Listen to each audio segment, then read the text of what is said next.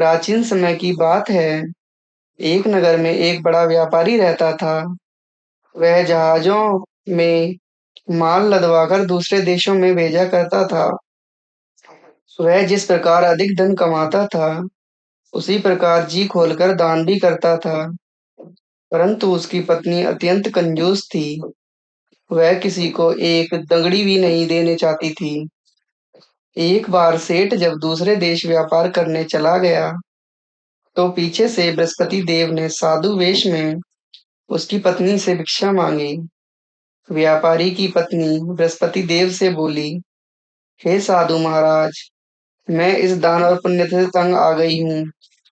आप कोई ऐसा उपाय बताएं जिससे मेरा सारा धन नष्ट हो जाए और मैं आराम से रह सकूं। मैं यह धन लुटता हुआ नहीं देख सकती। बृहस्पति देव ने कहा, हे देवी, तुम बड़ी विचित्र हो। संतान और धन से कोई दुखी होता है? अगर अधिक धन है तो इसे शुभ कार्यों में लगाओ। कुंवारी कन्याओं का विवाह कराओ। विद्यालय और बाग बगीचों का निर्माण कराओ। ऐसे पुण्य करने से तुम्हारा लोक परलोक सार्थक हो सकता है। परंतु साधु की इन बातों से व्यापारी की पत्नी को खुशी नहीं हुई। उसने कहा, मुझे ऐसे धन की आवश्यकता नहीं है जिसे मैं दान दूं।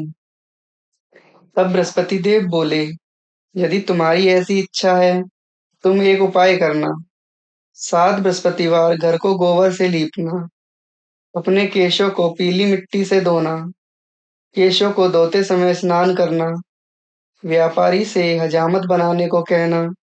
भोजन में मांस मदिरा खाना। कपड़े अपने घर धोना। ऐसा करने से तुम्हारा धन नष्ट हो जाएगा। इतना कहकर बृहस्पति देव अंतर्ध्यान हो गए। व्यापारी की पत्नी ने बृहस्पति देव के कहे अनुसार 7 बृहस्पतिवार वैसा ही करने का निश्चय किया। केवल 3 बृहस्पतिवार बीते थे कि उसी समय धन संपत्ति नष्ट हो गई और वह परलोक सिधार गई। जब व्यापारी वापस आया तो उसने देखा कि सब कुछ नष्ट हो चुका है। उस व्यापारी ने अपनी पुत्री को सांत्वना दी और दूसरे नगर में जाकर बस गया। वहां वह जंगल से लकड़ी काट कर लाता और शहर में बेचता। इस तरह वह अपना जीवन व्यतीत करने लगा। एक दिन उसकी पुत्री ने दही खाने की इच्छा प्रकट की, लेकिन व्यापारी के पास दही खरीदने के पैसे नहीं थे। वह अपनी पुत्री को आश्वासन देकर जंगल में लकड़ी काटने चला गया। वहां एक वृक्ष के नीचे बैठ अपनी पूर्व दशा पर विचार कर कर रोने लगा। उस दिन बृहस्पतिवार था। तभी वहां बृहस्पति देव साधु के रूप में सेठ के पास आए और बोले, हे मनुष्य, तू इस जंगल में चिंता में बैठा है। तब व्यापारी बोला, हे महाराज, आप सब कुछ जानते हैं। इतना कहकर व्यापारी अपनी कहानी सुनाकर रो पड़ा। बृहस्पति देव बोले, देखो बेटा, तुम्हारी पत्नी ने बृहस्पति देव का अपमान किया था। इसी कारण तुम्हारा यह हाल हुआ है। लेकिन अब तुम किसी प्रकार की चिंता मत करो। तुम गुरुवार के दिन बृहस्पति देव का पाठ करो। 2 पैसे के चने और गुड़ को लेकर जल के लोटे में शक्कर डालकर वह अमृत और प्रसाद अपने परिवार के सदस्यों और कथा सुनाने वालों में बांट दो। स्वयं भी प्रसाद को चरणामृत लो। भगवान तुम्हारा अवश्य कल्याण करेंगे। की बात सुनकर व्यापारी बोला, महाराज, मुझे तो इतना भी नहीं बचता कि मैं अपनी पुत्री को दही लाकर दे सकूं। इस पर साधु जी बोले, तुम लकड़ियां शहर में बेचने जाना। तुम्हें लकड़ियां के दाम पहले से चौगने मिलेंगे, जिससे तुम्हारे सारे कार्य सिद्ध हो जाएंगे। उसने लकड़ियां काटी और शहर में बेचने के लिए चल पड़ा। उसकी लकड़ियां अच्छे दाम में बिक गईं, जिससे उसने अपनी पुत्री के लिए दही लिया और गुरुवार की कथा हेतु चना गुड़ लेकर कथा की और प्रसाद बांटकर स्वयं भी खाया। उसी दिन से उसकी सभी कठिनाइयां दूर होने लगी। परंतु अगले बृहस्पतिवार को वह कथा करना भूल गया। अगले दिन वहाँ के राजा ने एक बड़े यज्ञ का आयोजन कर पूरे नगर के लोगों के लिए भोज का आयोजन किया। राजा की आज्ञा अनुसार पूरा नगर राजा के महल में भोज करने गया, लेकिन व्यापारी व उसकी पुत्री तनिक विलंब से पहुँचे। अतः उन दोनों को राजा ने महल में ले जाकर भोजन कराया। जब वे दोनों लौटकर आए, तब रानी ने देखा कि उसका खूंटी पर टंगा हार गायब है। रानी को व्यापारी और उसकी पुत्री पर संदेह हुआ कि उसका हार उन दोनों ने ही चुराया है। राजा की आज्ञा से उन दोनों को कारावास की कोठरी में कैद कर दिया गया। कैद में पड़कर दोनों अत्यंत दुखी हुए। वहां उन्होंने बृहस्पति देवता का स्मरण किया। बृहस्पति देव ने प्रकट होकर व्यापारी को उसकी भूल का आभास कराया और उन्हें सलाह दी कि गुरुवार के दिन कैद खाने के दरवाजे पर तुम्हें 2 पैसे मिलेंगे। उनसे तुम चने और मुनक्का मंगवाकर विधि पूर्वक बृहस्पति देवता का पूजन करना। तुम्हारे सब दुख दूर हो जाएंगे। बृहस्पतिवार को कैद खाने के द्वार पर उन्हें 2 पैसे मिले।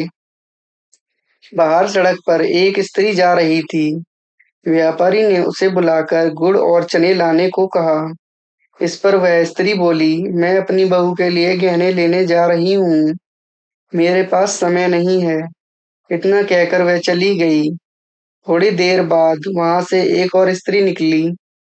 व्यापारी ने उसे बुलाकर कहा कि हे बहन, मुझे बृहस्पतिवार की कथा करनी है। तुम मुझे 2 पैसे का गुड़ और चना ला दो। बृहस्पतिवार बृहस्पति देव का नाम सुनकर वह स्त्री बोली, भाई मैं तुम्हें अभी गुड़ चना लाकर देती हूँ। मेरा इकलौता पुत्र मर गया है। मैं उसके लिए कफन लेने जा रही थी, लेकिन मैं पहले तुम्हारा काम करूंगी। उसके बाद अपने पुत्र के लिए कफन लाऊंगी। वह स्त्री बाजार से व्यापारी के लिए गुड़ चना ले आई और स्वयं भी बृहस्पति देव की कथा सुनी। कथा के समाप्त होने पर वह स्त्री कफन लेकर अपने घर गई। घर पर लोग उसके पुत्र की लाश को राम नाम सत्य है कहते हुए शमशान ले जाने की तैयारी कर रहे थे। स्त्री बोली, मुझे अपने लड़के का मुख देख लेने दो। अपने पुत्र का मुख देखकर उस स्त्री ने उसके मुंह में प्रसाद और चन्नामृत डाला। प्रसाद और चन्नामृत के प्रभाव से वह पुनः जीवित हो गया। पहली स्त्री जिससे बृहस्पति देव का निरादर किया था, वह जब अपने पुत्र के विवाह हेतु पुत्रवधि वधू के लिए गहने लेकर लौटी और जैसे ही उसका पुत्र घोड़ी पर बैठकर निकला, वैसे ही घोड़ी ने ऐसी उछाल मारी कि वह घोड़ी से गिरकर मर गया। यह देख स्त्री रो रो कर बृहस्पति देव से क्षमा याचना करने लगी। उस स्त्री की याचना से बृहस्पति देव साधु वेश में वहां पहुंचकर कहने लगे, देवी तुम्हें अधिक विलाप करने की आवश्यकता नहीं है। यह बृहस्पति देव का अनादर करने के कारण हुआ है। तुम वापस जाकर मेरे भक्त से क्षमा मांगकर कथा सुनो, तभी तुम्हारी मनोकामना पूर्ण होगी। जेल में जाकर उस स्त्री ने व्यापारी से माफी मांगी और कथा सुनी। कथा के उपरांत वह प्रसाद और चन्नामृत लेकर अपने घर वापस आई। घर आकर उसने चन्नामृत अपने मृत पुत्र के मुख में डाला। चन्नामृत के प्रभाव से उसका पुत्र भी जीवित हो उठा।